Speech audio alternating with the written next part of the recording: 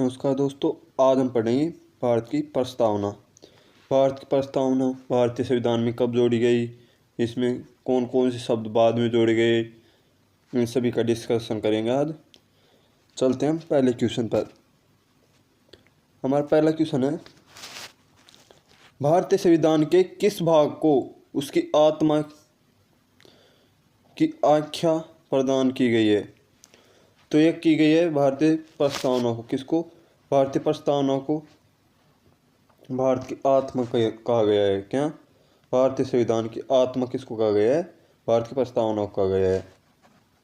दूसरा क्वेश्चन हमारा, संविधान निर्माताओं ने किस पर विशेष ध्यान दिया? संविधान निर्माताओं ने किस पर विशेष ध्यान दिया था? तो ये दिया था संविधान की प्रस्तावना पर। भारतीय संविधान के निर्माताओं ने भारतीय प्रस्तावना पर विशेष ध्यान दिया गया था। अगला क्वेश्चन हमारा, भारत में जनप्रिय संप्रभुता है क्योंकि भारत के संविधान के प्रस्तावना शुरू होती है। तो भारत की प्रस्तावना किससे शुरू होती है? हम भारत के लोग। किससे? हम भारत के लोग से शुरू होती है। भारत की प्रस्तावना हम भारत के लोग से शुरू होती है। भारत को गणतंत्र क्यों कहा जाता है? भारत को गणतंत्र क्यों कहा जाता है? तो यह कहा जाता है, यहाँ राज्य का प्रमुख निर्धारित अवधि के लिए निर्वाचित होता है, ना कि हमेशा हमेशा के लिए रहता है। भारत का प्रमुख होता है, वो उसे जनता द्वारा निर्वाचित किया जाता है और यह सीमित समय के लिए होता है। भारत है एक धर्मनिरपेक्ष राष्ट्र। क्या? धर्मनिरपेक्ष राष्ट्र है भारत एक। धर्मनिरपेक्षता का अर्थ क्या है? धर्मनिरपेक्षता का अर्थ है राज्य सरकार द्वारा किसी धर्म को स्वीकार नहीं करना। क्या? राज्य सरकार द्वारा किसी भी धर्म को स्वीकार नहीं करना धर्मनिरपेक्षता कर लेता है। अगला क्वेश्चन है, भारत एक धर्मनिरपेक्ष राज्य है, इसका मतलब कि भारतीय राज्य है। क्या? भारतीय राज्य किसी निश्चित धर्म का समर्थन नहीं करता। क्या? भारतीय राज्य किसी भी निश्चित धर्म का समर्थन नहीं करता। धर्मनिरपेक्षता का अर्थ क्या है? कि किसी भी एक धर्म को मान्यता प्रदान न करना और सभी धर्मों को समान मानना ही धर्मनिरपेक्षता होती है। गणतंत्र होता है। क्या? गणतंत्र होता है राज्य जहाँ पर अध्यक्ष वंशानुगत रूप से न हो। गणतंत्र का अर्थ होता है कि जहाँ पर वहाँ का शासन चलाने वाला प्रमुख होता है वो वंशानुगत नहीं होना चाहिए। क्या? वंशानुगत नहीं होना चाहिए। निम्न में से वे दो शब्द कौन से हैं जिनका समावेश सन 42वें संविधान संशोधन द्वारा संविधान की उद्देशिका में किया गया? वे कौन से शब्द हैं जिनको 42वें संविधान संशोधन में भारत की प्रस्तावना में जोड़े गए थे? वो कौन से हैं? समाजवादी एक तो, और एक है धर्मनिरपेक्ष। क्या? एक तो समाजवादी और एक है धर्मनिरपेक्ष। भारतीय संविधान की प्रस्तावना में भारत को किस रूप में घोषित किया गया है? तो यह किया गया है संपूर्ण प्रभुत्व संपन्न समाजवादी धर्मनिरपेक्ष प्रजातांत्रिक गणराज्य है। क्या? भारत एक संपूर्ण प्रभुत्व संपन्न समाजवादी धर्मनिरपेक्ष प्रजातांत्रिक गणराज्य है। भारत एक गणतंत्र है, इसका अर्थ है क्या? गणतंत्र का अर्थ क्या है? भारत में वंशानुगत शासन नहीं है, कि भारत में वंशानुगत शासन नहीं है। गणतंत्र का अर्थ है कि वंशानुगत शासन नहीं होना चाहिए। निम्न में से कौन सा शब्द भारत के संविधान की उद्देशिका में नहीं है? तो यह है लोक कल्याणकारी शब्द। क्या? लोक कल्याणकारी शब्द भारत की प्रस्तावना में नहीं है। क्या? भारत की प्रस्तावना में नहीं है। समाजवादी भी है, प्रभुत्व संपन्न भी है और पंथ निरपेक्ष भी है, और लोक कल्याणकार नहीं है। क्या? लोक कल्याण शब्द नहीं है। अगला क्वेश्चन है, कल्याणकारी राज्य का उद्देश्य है क्या? कल्याणकारी राज्य का उद्देश्य क्या है? कि कमजोर वर्गों के कल्याण का प्रबंध करना। क्या? कमजोर लोगों के वर्ग है ना, उनका कल्याण का प्रबंध करना ही कल्याणकारी राज्य होता है। भारत को एक गणतंत्र राज्य, क्या? भारत को एक गणराज्य मुख्य रूप से माना जाता है। क्यों माना जाता है? यहाँ राज्याध्यक्ष यानी कि शासन चलाने वाले का चुनाव होता है, इसलिए गणराज्य मुख्य रूप से माना जाता है। भारतीय संविधान की प्रस्तावना के सिलसिले में निम्न में से कौन क्रम सही है? तो यह है सार्वभौम, सत्ता संपन्न, समाजवादी, धर्मनिरपेक्ष, जनवादी गणतंत्र। ये वाला डी ऑप्शन सही है। चलते हैं अगले क्वेश्चन पर। संविधान की प्रस्तावना में प्रयुक्त शब्द सेल्यूलर का अर्थ क्या है? तो इसमें सेल्यूलर का अर्थ है सभी नागरिकों को धर्म एवं उपासना की स्वतंत्रता देना ही सेल्यूलर कहलाता है। क्या? सेल्यूलर का अर्थ है कि सभी नागरिकों को धर्म एवं उपासना की स्वतंत्रता देना। भारतीय संविधान की प्रस्तावना में लिखित हम भारत के लोग से क्या अर्थ निकलता है? हम भारत के लोग का अर्थ निकलता है कि संविधान का निर्माण भारत की जनता द्वारा हुआ है। क्या? भारत की जनता द्वारा हुआ है। संविधान का निर्माण है ना, वो भारत की जनता द्वारा हुआ है, इसका अर्थ होता है। हम भारत के लोग का अर्थ होता है कि भारत की जनता द्वारा निर्माण हुआ संविधान का। समाजवाद का अर्थ है, समाजवाद का अर्थ क्या है? सामाजिक न्याय। क्या? सामाजिक न्याय समाजवाद का अर्थ है।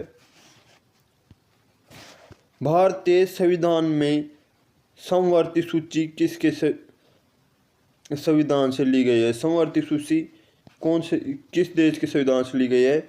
यह ली गई है ऑस्ट्रेलिया के संविधान से। भारतीय संविधान में समवर्ती सूची को ली गई है।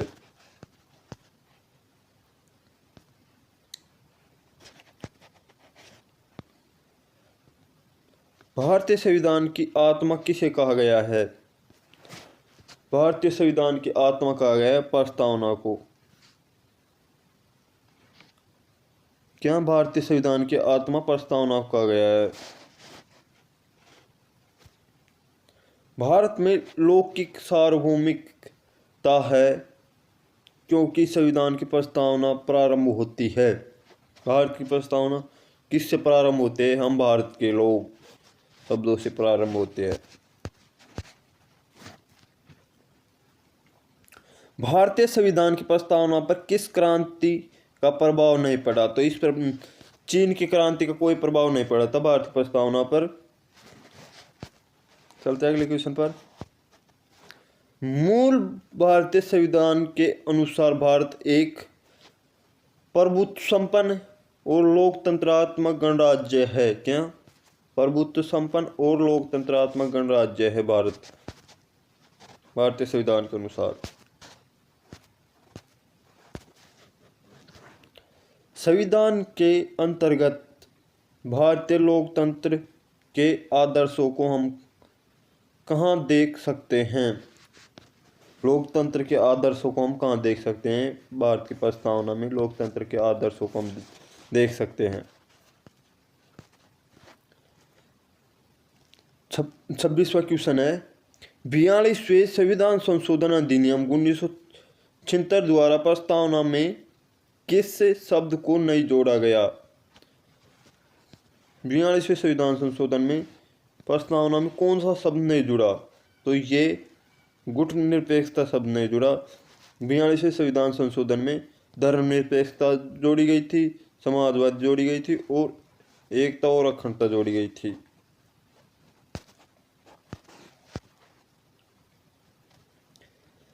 भारतीय संविधान की प्रस्तावना के बारे में कौन सा कथन सही है? तो यह है उक्त शब्द 1976 में संशोधन द्वारा जोड़े गए। कौन से? उक्त शब्द 1976 में संविधान संशोधन द्वारा जोड़े गए थे। चलते हैं अगले क्वेश्चन पर। भारतीय संविधान ने किस प्रकार के लोकतंत्र को अपनाया है? भारतीय संविधान ने किस प्रकार के लोकतंत्र को अपनाया है? तो लोकतांत्रिक गणतंत्र को भारतीय संविधान ने अपनाया गया है। लोकतांत्रिक गणतंत्र। भारतीय संविधान की प्रस्तावना में वर्णित क्या? भारतीय संविधान की प्रस्तावना में वर्णित लोकतंत्र को किस रूप में स्वीकार किया गया? तो यह किया गया था राजनीतिक राजतंत्र के रूप में, सामाजिक राजतंत्र और आर्थिक राजतंत्र। कौन कौन से? राजनीतिक राजतंत्र, सामाजिक राजतंत्र और आर्थिक राजतंत्र। उपयुक्त सभी इसका ऑप्शन सही है। चलते अगले क्वेश्चन पर।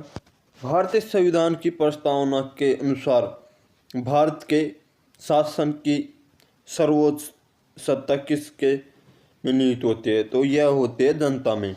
भारत के संविधान की सर्वोच्चता किस में निहित होती है? जनता में। किसमें? जनता में। चलते हैं अगले क्वेश्चन पर।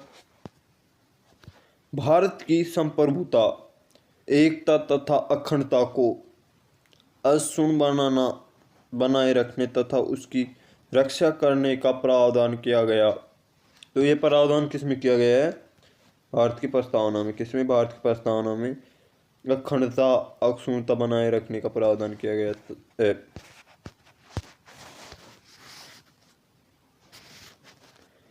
भारतीय संविधान की प्रस्तावना में जिन आदर्शों एवं उद्देश्यों की रूपरेखा दी गई है उसकी आगे व्याख्या की जाती है।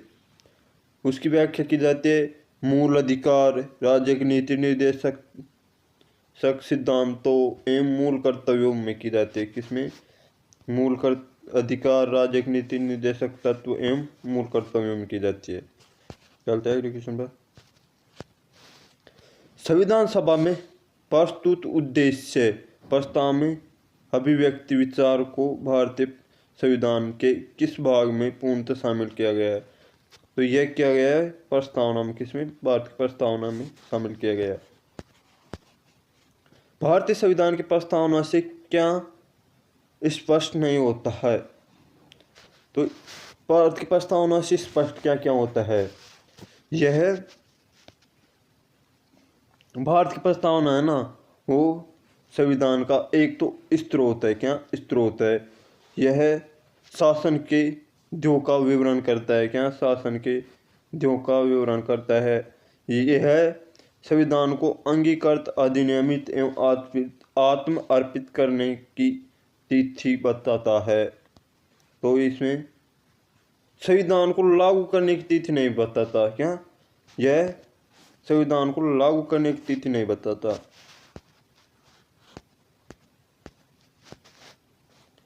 निम्न में से किस उद्देश्यों को भारतीय संविधान उद्घोषित नहीं करता है?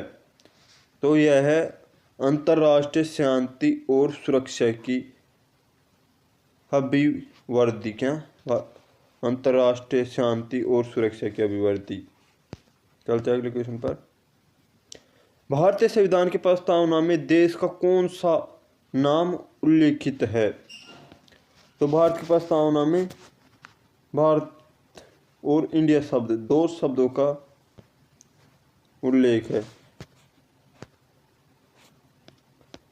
भारतीय संविधान किसके द्वारा स्वीकृत है? तो यह है भारत की जनता के द्वारा भारतीय संविधान स्वीकृत किया गया है।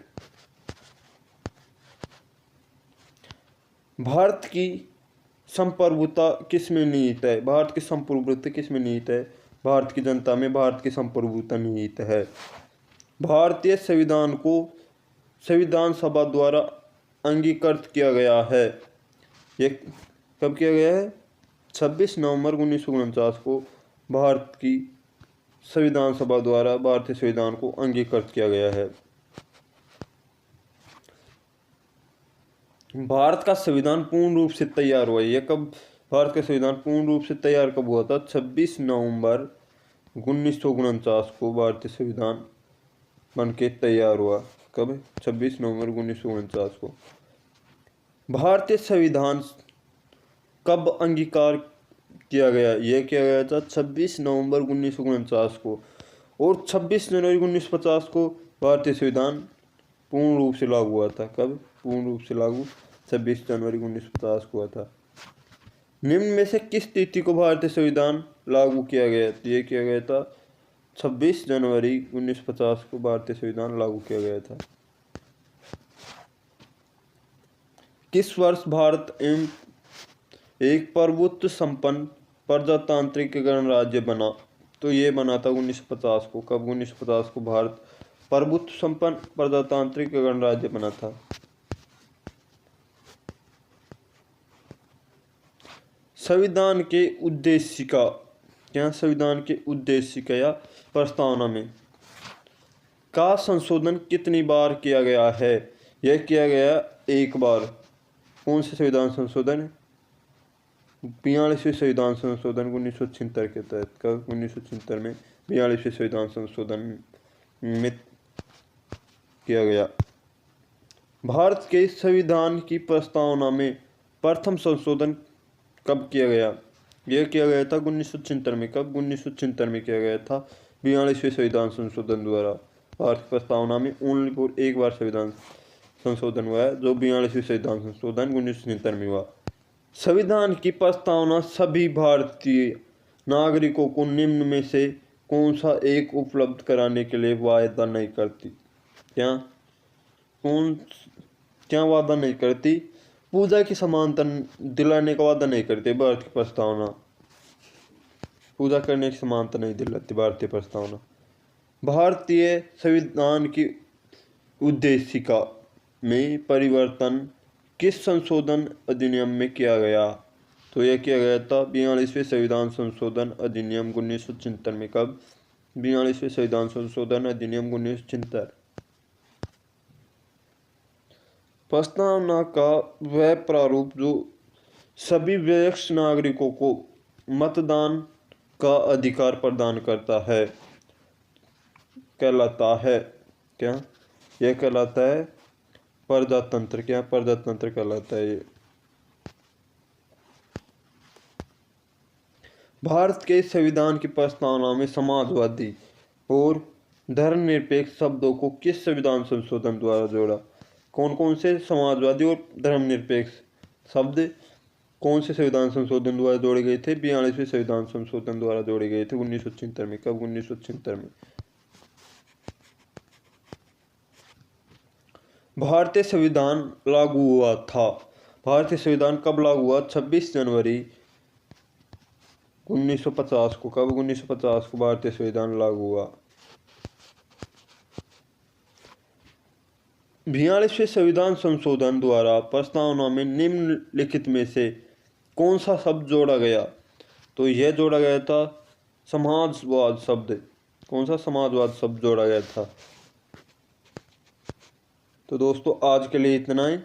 आपको वीडियो कैसा लगा कमेंट करके ज़रूर बताएं। अगर आपको वीडियो अच्छा लगा हो तो चैनल को सब्सक्राइब, लाइक और वीडियो को शेयर ज़रूर करें।